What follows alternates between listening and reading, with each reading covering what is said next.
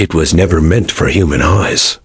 Not because it didn't exist, but because once you see it, you can't unsee it. The ancients spoke of it in fragments. Prophets encoded it in symbols. Kings searched for it in hidden chambers. Empires tried to erase it. A map not of continents, not of oceans, not of trade routes, but of dominion. A map of authority. A map of rebellion.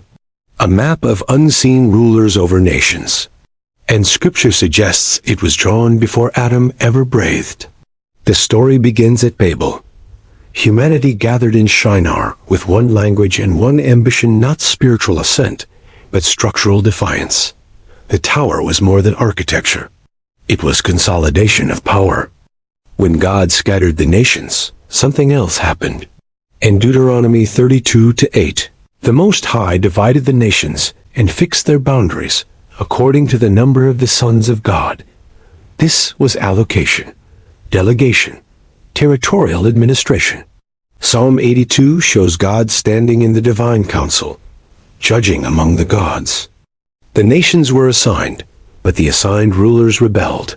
They demanded worship. They shaped empires. They influenced kings.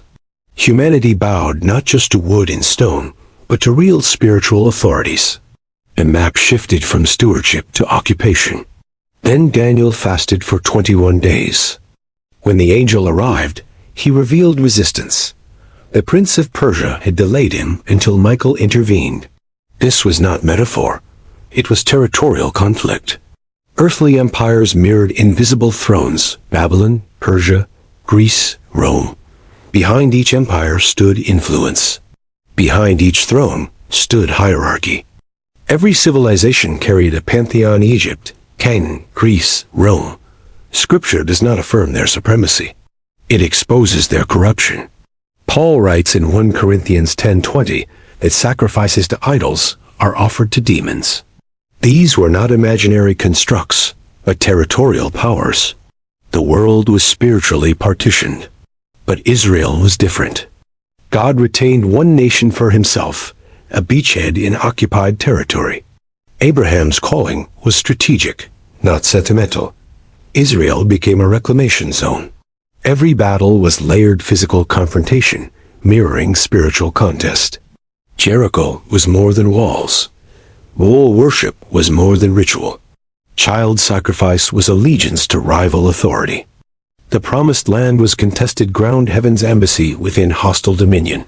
But the fracture began earlier. In Eden, the serpent was not yet crawling. He was a guardian. Ezekiel 28 describes a being adorned with stones, perfect until corruption emerged. Isaiah 14 reveals ambition. I will ascend. The rebellion predates Babel. The map was once unified, one kingdom, one will, until war fractured it. Earth became the front line. In the wilderness, Satan offered Jesus the kingdoms of the world. The temptation only functions if delegated authority existed.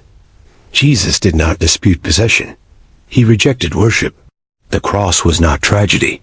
It was invasion. Colossians 2:15 declares that rulers and authorities were disarmed and publicly exposed. The crucifixion was humiliation of hostile powers. The resurrection validated reclaimed authority. But Revelation 12 reveals war in heaven. Michael confronts the dragon. The dragon is cast down to earth. The battlefield intensifies. The strategy shifts from open idolatry to systemic deception, from temples to ideologies, from carved images to global structures. Today, the map looks different.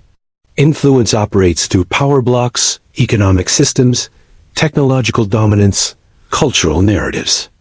Revelation describes final consolidation, a beast system unifying authority again, echoing Babel. One language digital, one economy, one alignment. The map approaches convergence. Then Armageddon. The kings gather not randomly, but influenced, mobilized, drawn into alignment. The ancient rebellion compresses into one final confrontation.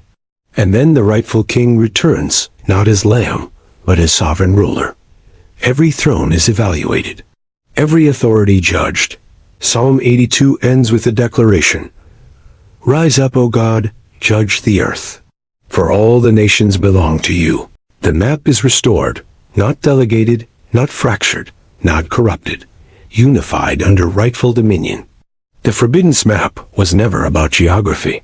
It was about allegiance. Every person stands somewhere on it.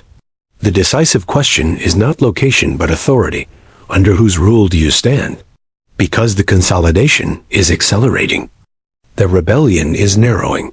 The king is coming. And the map is closing.